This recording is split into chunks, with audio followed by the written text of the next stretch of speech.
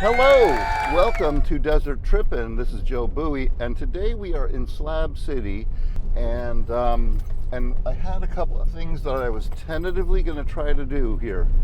One of them was to find out an update on Builder Bill, who wasn't feeling well a few weeks ago and had everyone very scared because he had to get an ambulance to the hospital. I normally don't like to do a pop-in, but I had left him a few messages and hadn't heard back, so I just knocked on his door, and he answered, and he looks great. And I wanted to ask him, you know, if it wasn't a big imposition, maybe I could sit down with him. And I know he's done a bunch of interviews before, but I had some different questions I wanted to ask. And it's always been a dream of mine to sit down with Builder Bill. He's kind of like, he's the patriarch, if you will, of the slabs nowadays. So he looked great. We're going to try to get together tomorrow. There's no promises. And if all that I can achieve is just having that conversation I had a few seconds ago, then that's a big win already.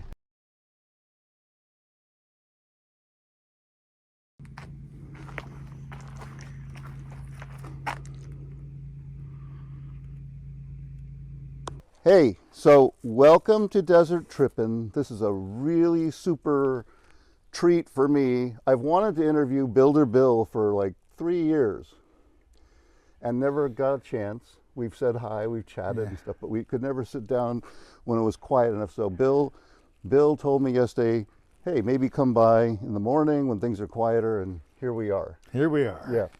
So you've been interviewed many times before, great interviews, great videos.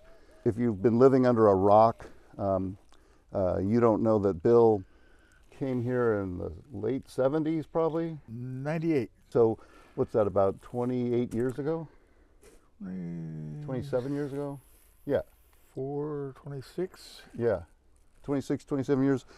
And Bill, I'm kind of reciting part of your story so we can get to here. But you were a tradesman, right? More or less, yeah. Like plumbing and carpentry? Windows and doors mostly, you know. And what drew you to Slab City? Well, you know, in the construction trades, when the job ends, you have to go find a new job. Yeah, no stability. And when you reach a certain age and your hair gets a little gray, and I'm feeling that, yeah. They start not wanting you too much, you know? Yep. And it develops to where pretty soon you're living on the street in a van. Okay. And, well, in San Diego, they don't like that very much. Oh, okay, yeah. You know, and after a while it got to where I had to get out of Dodge. Yeah. Now you came out here, Leonard Knight had only been at Salvation Mountain for maybe a little while when you first got here, right? No, he'd already been here for quite a few years. Was the mountain already a mountain? When I started the range, he'd been doing the mountain for 17 years. Oh, I think. wow. Okay. Wow. Jeez. But that's part of what inspired me that I could do something. Yeah, you know? yeah. You saw something on a big scale. And I kind of know the reason from your previous interviews, but what made you want to build a center where people could perform and... Well, here's how I tell the story. Yeah. There came a night when I was taking a shower in one of them hot summer nights, Mm-hmm. and you take a shower and you dry off, and you dry off, Mm-hmm. and you dry off. You're still wet. You know, and so I come out here on the slab to air dry, and there's nothing here, right? It was just bare concrete. And it was quieter then. Not many people could afford a generator, Mm-hmm. and there was no lights out. The stars were a lot brighter then because there were a lot less of those solar power plants and stuff, you know, and Less light the geothermal plants. Yeah. And it was dark, and you could see the stars came all the way down to the horizon. And I came out here and air drying, and I look up at the stars, and I said, well, you decided I have to live here. But how the hell's a guy going to meet a girl? Okay. In a desolate ass town like this. Yeah. And the stars looked down upon me with their immaculate pinprick eyes and said, "What are you going to do about it?" Mm-hmm. So you were motivated. Yep. And so that puts the thought in your head, what could I do? Yeah.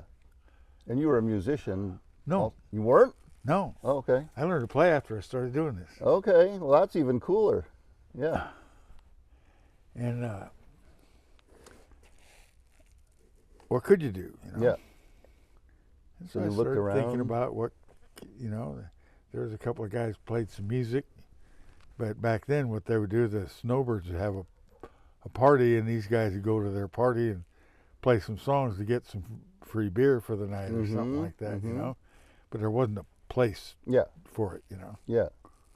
And there wasn't set hookups and lights. I got to thinking, well, how could you stir up some social life, Yeah. And what year was that, you think? Well, opening night was '02, and I worked on it, putting a thing or two together for maybe a year and a half, putting up the poles and the bumper fence. Yeah. And bringing in the buses. Yeah. So these buses are very cool. They're they look almost like the same. Yeah, but they were Hulks, Yeah. I just saw them somewhere. I bought one for $100, and I traded the other one for an old wrecked trailer I had. Okay. Okay. So you were resourceful, and you looked around and you saw these resources that weren't being used, and said, it really makes a unique stage setting. I know you keep some musical equipment in here. I saw some congas, and that one was going to be the green room over there, but you see how low those bus doors are? Yeah, people kept hitting their heads. It would knock your ass out. Yep. One day we had this guy, he was a movie producer, who was out here. He's kind of a famous movie.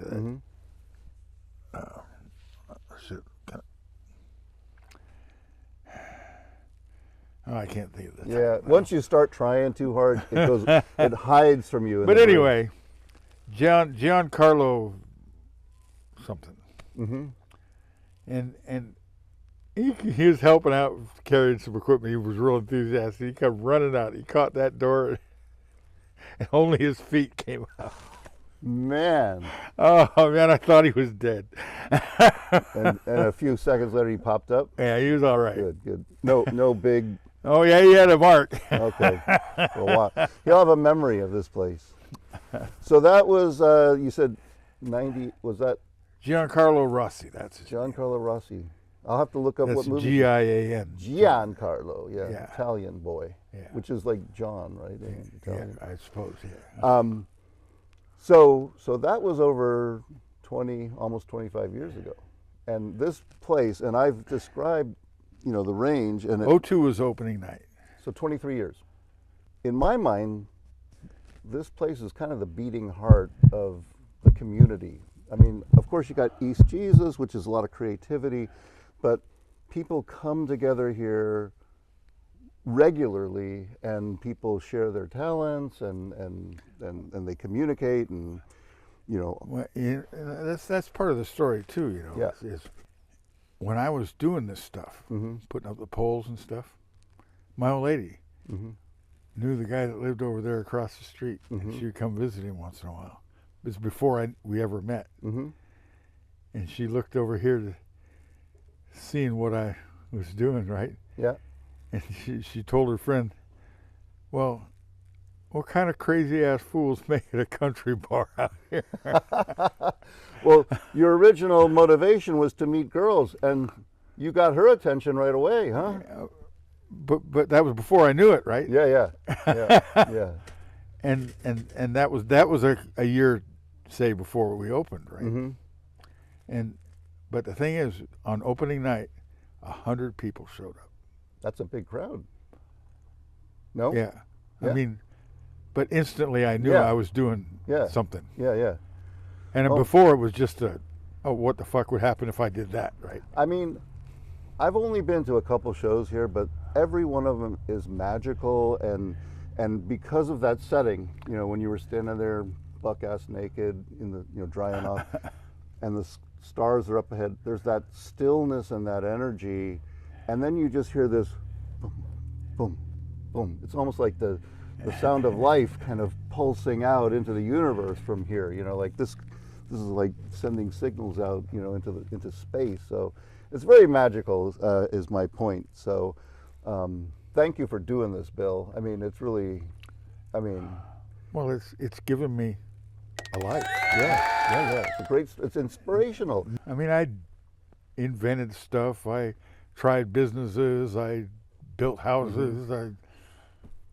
But nothing that made a difference. Yeah. Nothing changed the world, you know. Everything was a stepping stone to get to here, maybe. Things It kept me alive till I got here, well, I guess. But it was that sense of problem solving or challenge, you know, meeting a challenge that you were willing to try. Some people just don't even try. You know, they just give up. But you saw this place and you saw potential. You said, what can I do, right? And then here we are. Couple more things. I don't know how much time I got with you, but you had a big scare 2 weeks ago, and everybody here was like, oh shit, what happened to Bill? Because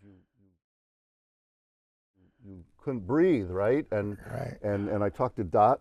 She said she was here, and normally, like, she doesn't come that often, so when she's here, usually you're glad to see your old friend. And she was dancing around, and she looked over at you, and she said you weren't being responsive at all. You were just kind of in your own mind, kind of sitting there. And she came dancing over to you, and you didn't respond. So she touched you, and you didn't. She said you didn't feel right. And that's when your friends came over and said, "Are you okay?" And you tried to pretend that you were okay, but you weren't okay. So at that moment, were you freaking out? Were you scared? Did you think you were going? What was happening in your head? It was a little while after that where I really couldn't breathe. You know? Yeah. I mean. So at first it was just a tightness maybe? Well, I'm 75 years old, and I've been diagnosed COPD. But apparently, this is my estimate, 3, maybe even 4 months, I've been developing a case of pneumonia. Okay, so it's been some virus or some shit. Yeah, whatever it was building up in me. And that's adding to the problem. And I thought it was just the COPD because I was older, and so I was just fighting it. And you know, and until that night, it just got where So COPD, like, I don't have it, but I've heard it described like an elephant is sitting on your chest, like holding your lungs from it. Well, it comes out of, in my case at least, it comes out of what they call congestive heart failure. Oh, you have that? Yep. You know, and COPD is just, I think, a description of the extent of it. Yeah. Because your heart doesn't beat quite as strong as it should. And that causes fluid to build up in your lungs. And then pneumonia is fluid in the lungs too. And then that, you get enough of that, and then you get a bacterial infection in that crap, right? Is that what was happening when you got to the hospital? I believe so, because when I went to the hospital, they were feeding me antibiotics and oxygen, and so a few days later, you're feeling like getting a week better? later, yes. Yeah. Okay. Yeah, because you posted that thing on Facebook and said I had a scare. I went to the hospital, and then nothing. You know, like I said, update, Bill. You know, like what happened? You know, and I asked Angie. You know Angie, and she said I haven't talked to him, but I saw him driving around in his truck, and I said, oh, okay, so he's back. So that's good. And then we talked yesterday. And like I said last night, in fact, if you look on my YouTube page, earlier this morning I posted a YouTube. Okay. That's a thank you to the Pioneer Hospital people. Y'all know I had a little crisis a couple weeks ago. And so I got the camera on because I want to send the folks at Pioneer Hospital a thank you note. Okay, very cool. Because they took care of me so well. And you'll see there, last night I felt the best I felt in months. Yeah, that's what you said last night. You know, and so. Yeah. Well, we're glad you're back. I'm as good as it gets right now. Yeah. You Yep. know. Well, we're glad you're back. And, you know, if you have congestive heart failure, One thing you're doing right is being very active. Like I see you moving around up there, you know, like people who get congestive heart failure, a lot of times they sit on their ass. And Yeah, I don't know if you don't noticed, have that if you- swelling, you know. Oh, but I do. Yeah. I do. Not bad.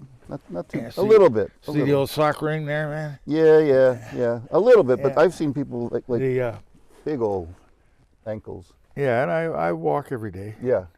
So that's a good Me secret. and, to me life. and Pink and Carlos would go take a walk in the mornings. Yep. So you said when you were here, you just thought it was COPD or something, and then all of a sudden it started getting worse. And by that time, the ambulance had taken you, and you started feeling Wow. better. At one point, did you ever have any revelation of like, hey, if I come back, you know, I want to do this or that, or did you have some, like, you know, what? Well, I've cut back on a lot of stuff I do. Yeah. Here, 20-some years I've been doing this now, Yeah. and just now there's some people want to invest in it. And I don't have the health to move forward with it. Yeah. now. In here. And so that carries a pretty big frustration for me. But I've got people who want to help out, and now there's some money coming in where I can make it happen. Okay. And is this maybe not the real estate, but the concept, the business? Is it sort of like an entity that you own or something? It's actually a California nonprofit corporation. Okay, cool. That was smart to do that.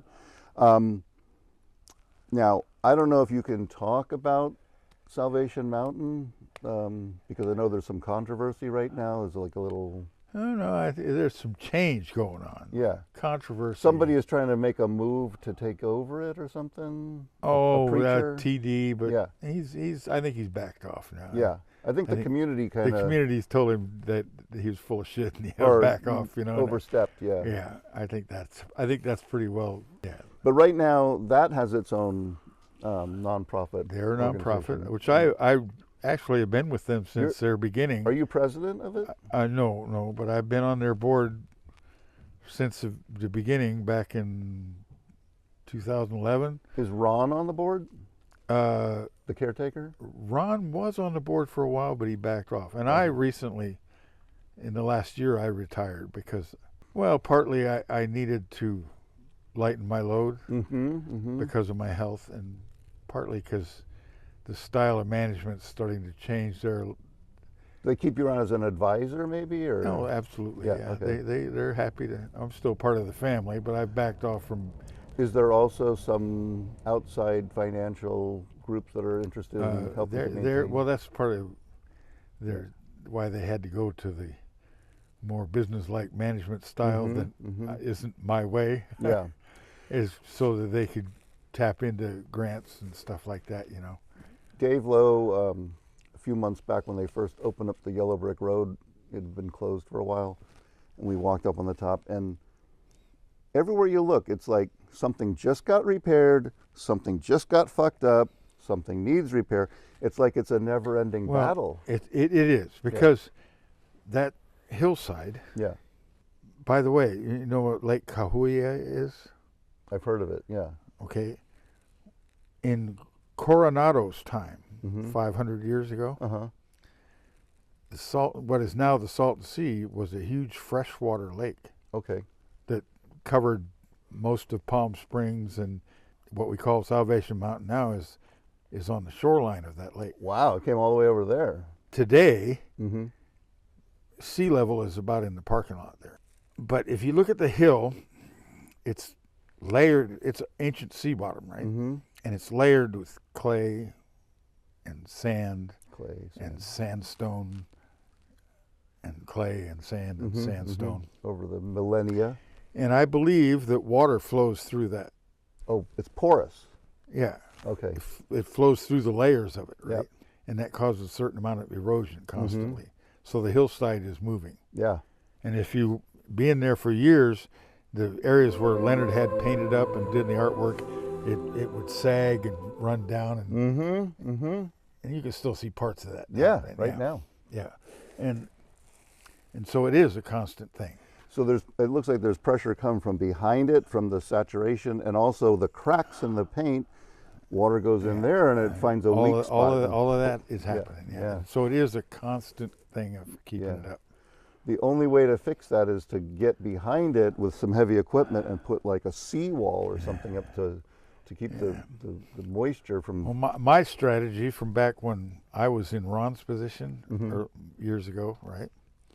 And I would, my strategy was to cap the top really thick and heavy. Yep, so it flows down. So the water goes the other way. Because right? behind it goes down. So Yeah, behind right. it, you're not going to have that. But I think it's coming because it comes off of this plateau up there where the tanks are, right? Mhm. And I think the water flows through the layers in the plateau, and so you're never going to defeat it completely. It's always finding the lowest ground. Yeah. So it's a constant erosion, and the hill's a moving thing. You know? But it seems like Leonard had it pretty stable when he was around. No, he was constantly He doing was it over. also? Okay. If you look at historical pictures through it, Mm-hmm. There's always something. and Leonard wasn't real religious about keeping the artwork the same. Mm-hmm. You know, a lot of shit just got painted the color of paint he had in his bucket, right? Yeah. You know? It's a organic process. So it constantly changed. Yeah. Now, one thing I did notice about Salvation Mountain is a lot of effort is being done to save the mountain and the grotto. But the vehicles, when I first saw them 5-6 years ago, they were a little faded then, but now they're very faded. I mean, they're starting to. There's some effort being made especially on the truck that he lived in. Yep, with the owls. But that's expensive and difficult. And, Yeah, a lot of tiny handwork. Yeah. And there's so little of it that remains of Leonard's hand anymore, you know, which is lost forever. But Ron is so good about recreating it that it's pretty close. One cool thing that Leonard did was on the wording, he made it raised a little bit so that when when you paint over it and you refresh it, you're painting layers of paint over the original, and the original is still in there. It's just being but the caulking gets old and peels off. Yeah, it's caulking lasts 15 years maybe, right? 15, 20 years if you're lucky. Real lucky out here in the sun. Yeah. Oh yeah. 5 years. Yeah. Because you're a window and door guy, you would know about caulking. Yeah. Well, listen, Bill. I mean, thank you so much for sitting down, and it means the world to me. But the bigger thanks are, I wanted to thank you, on record for creating this magical place and sharing it with the world and being a magnet for all of this creativity, and you're making the world a better place. So well, there's a bigger movement afoot here in Slab City. Really? You want to talk about homeless? What's that? They're everywhere, and it's only going to get worse with the income gap. See, me and the leaders of Salvation Mountain, Mm-hmm.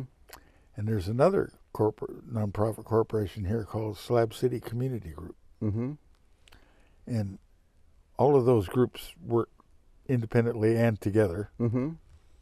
And we have a theory that every county Mm-hmm.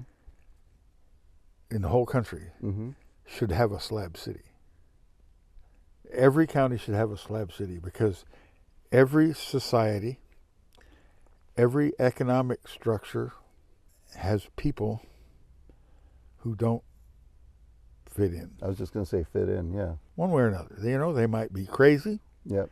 They might be drug addicts. They might be handicapped. They might just be loners. They might just be people that don't like having to bust their ass for some asshole all their life. Yeah. A few of them around, right? Yeah, those people should be allowed to exist. Yeah, you should be able to breathe air. You know what the American government did with the Native Americans is they pushed them all off the good land and gave them... They gave them typhoid blankets is what they did. Yeah. Not typhoid. I know what it is.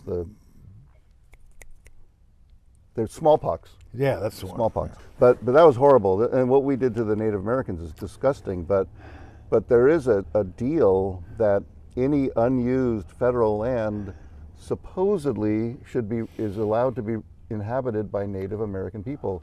the Native Americans challenged that in 1968 when they went to take over Alcatraz. 73 men sailed up from the San Francisco Bay, rolled off of the ship, and here's what they had to say. And they camped out there, and the federal government was like, I forget how it all resolved. They were there for quite a while, but they got them out eventually because they said it was unsafe. But Yeah. you know, any unused government land, maybe there's a way to bring in the Native American 501Cs. Well, like the state of California, Yeah. there was a time when they wanted to give us this land. Mm-hmm. We're talking 2012, 13, but they have problems with it, of course, right? Mm-hmm. There's always two sides. Because the county here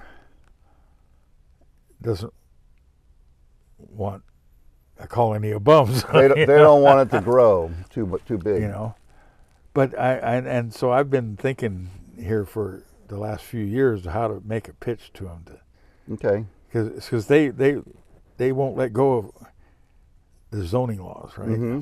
If they could give and just a hypothetical, Mm-hmm. right? If they could give us a break from their zoning laws, Mm-hmm. just a free exception, space, maybe, an yeah. exception, yeah. Just erase all that shit. Yeah.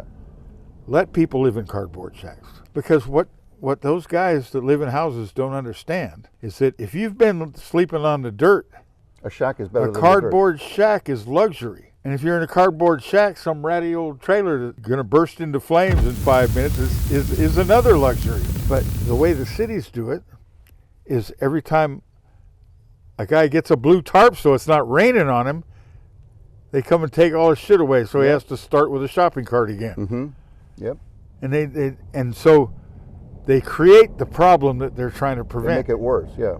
You know, because you keep sending that guy back to the shopping They're trying cart. to erase people. Is what they're trying. They to keep do. sending that guy back to the shopping cart. Yeah. When if they leave him alone, after a while he'd get up to a ratty old trailer hidden under the freeway bridge where nobody could see him, and Yeah. it wouldn't be a problem. Right. You know.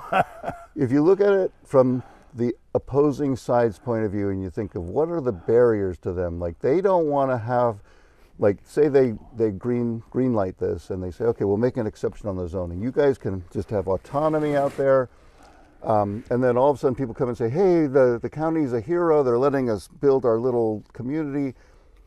5 years later, people forget that conversation. They go, this fucking county, they don't give us water, they don't give us sewage, they don't come out here and give us protection and law enforcement and hospital services. Now you've got the county being painted as an asshole. If you could write in something where it makes them exempt from having that. Exactly. Yeah, maybe I mean, then. And you get everyone here to buy into that if we too. had that exemption, Yeah, we can raise money. yeah. You know, Oh, hell yeah. if I can raise money, Yep, if Salvation Mountain can raise money, yeah. all we need, well, the first thing we need is water. True. Larkspur up the road, that trailer park, Mm-hmm. there was a time, for a short time, I worked as their maintenance man. Mm-hmm. And during that time, I had some time off and I followed their water pipe to see where it came from. Okay. And they got a 3-inch plastic pipe and it goes about a mile down this way and then across the road up to the canal. Mm-hmm. They have a pool there, right? Uh-huh. And built in the pool, they have their osmosis system and everything, right? Filtering it. Yep. All built into their own system, right? Yeah. Well, we'd have to do that. Yeah. That could be done. And we could raise money for that. Well, you know what? It's exciting because And if you look at the bigger universe right now, the whole country and the world, we're getting to a friction point where homelessness and just people, the majority of people are below a living wage, and then there's the people who are the wealthiest have so much more money, exponentially more money, like one person can have more money than but you 2 know, million people. even in that world, if you come to Slab City, Mm-hmm.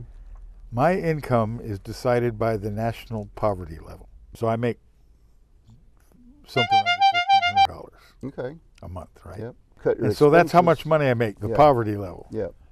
And I'm the rich guy around here. You are. I mean, money-wise, I'm Yeah. a rich guy. Yeah. Well, some people probably have like a pension or a social Yeah, but security or something. I mean, some of them, Yeah. most of the snowbirds are gone though. Now it's mostly the refugee kids, Yeah. But what I'm saying is give people a place and they can live. Yeah. You just have to stop knocking them back down into the dirt.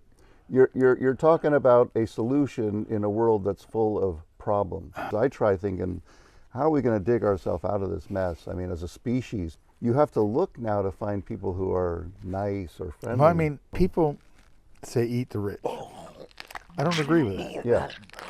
We need those billionaires. Yeah. Those billionaires give us cell phones and cameras and internet and You got to love them to turn them to your side. yeah, It's sad that a few of them have turned Nazi on us. Yeah. I won't specifically mention any Zuckerberg names Any of these people, or Musk or as they flip one way, they are also capable of flipping back. That's the thing, And I'm trying to be cautiously optimistic that, hey, all the rules are off right now. It seems like somehow they'd realize. Yeah. Let's say you're making a car company, electric car company. Mm-hmm. You can make a high-end electric car like the Tesla Roadster, right? Mm-hmm. If somebody's going to buy that, sure enough, right? Sure. But somewhere you got to make the K car Yeah.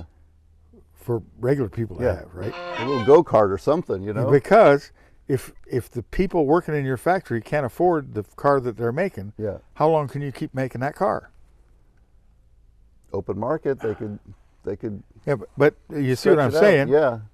The If people, you're the only car company, you have to do it. the But if people there's doing other the car- work. Yeah. I mean, the whole culture, the whole society. I understand what you're saying. You know, you gotta.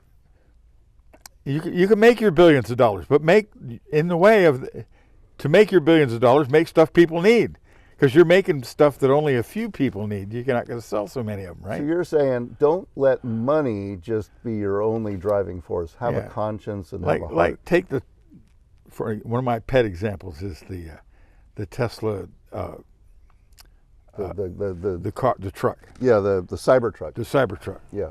Stupid. See, because what they did is they said, okay, let's look at the Ford Raptor. Mm-hmm. Let's out Raptor the Raptor. Total mistake. What they should have made is the GMC 5-ton dually with a lumber rack on the back. Yeah, I wonder why they made the Cybertruck enclosed. Like, what can you haul in that? Kind of a smart idea the way they made the body and Yeah, stuff. it's very aerodynamic. And well, it's economic of manufacturing, and it's kind of a smart idea for in your head, right? Mm-hmm. But out on the road, it's kind of useless. There's no room for a service bed on it. Yeah. No way to put a service bed on it. Yeah. You know, you'd have to cut the thing in half and build a whole new back end on it. It's a paradigm shift because you can't even really see out the back. You got to rely on a camera. And you can't put a sheet of plywood in the back of that sucker. Yeah. You know, what are you thinking? That's not a truck. I don't know. Can you lift the back up and put plywood in the back of it? I've never seen anybody doing that. No, it's a unibody kind of thing. Oh, you know? it doesn't have a lift? Well, it has a hatch, but this load space is still too small for a sheet of plywood. Yeah. A half sheet maybe? Yeah. Well. Stack them up. Yeah, but you see what I'm saying? You need that truck to be productive. Yeah. Have a function. For its owner. Yeah. And it's useless for somebody, for example, a tradesman.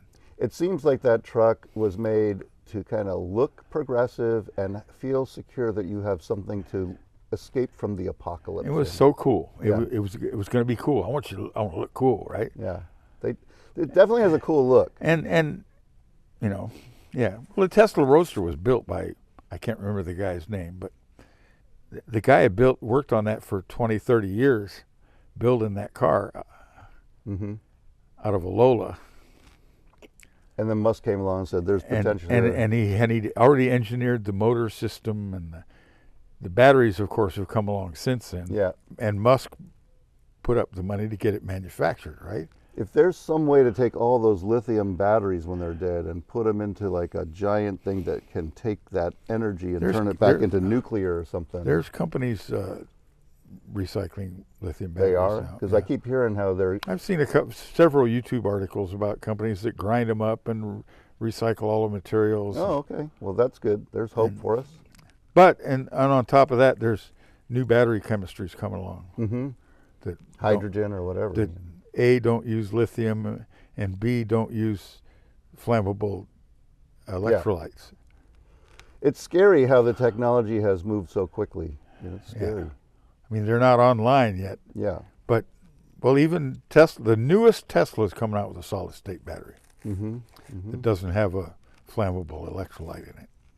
You know your shit, man. You stay up on the technology side of things. Well, I guess you'd have to know how to wire all these things in together. well, you know, those are all the plugs and stuff we have in there have been vandalized, so we're just running on extension cords now. Do you have any? Well, you have dogs, but do you have any cameras like to find out who's doing No, it? but that's coming. That's Yeah. with the new money coming in. Okay. That's coming. Good, good. Maybe on those cameras you can have little laser guns that stop vandalizing. Well, Bill, I think you answered all of my questions and then some. Thank you so much, man. I love you. Hey. You're a hero. Can I get a photo of you, like a still, so I can make my little title card somewhere? Sure. Okay, so we'll wrap this up. You want Hopefully, to pull this off first? Or? hopefully this shit all worked.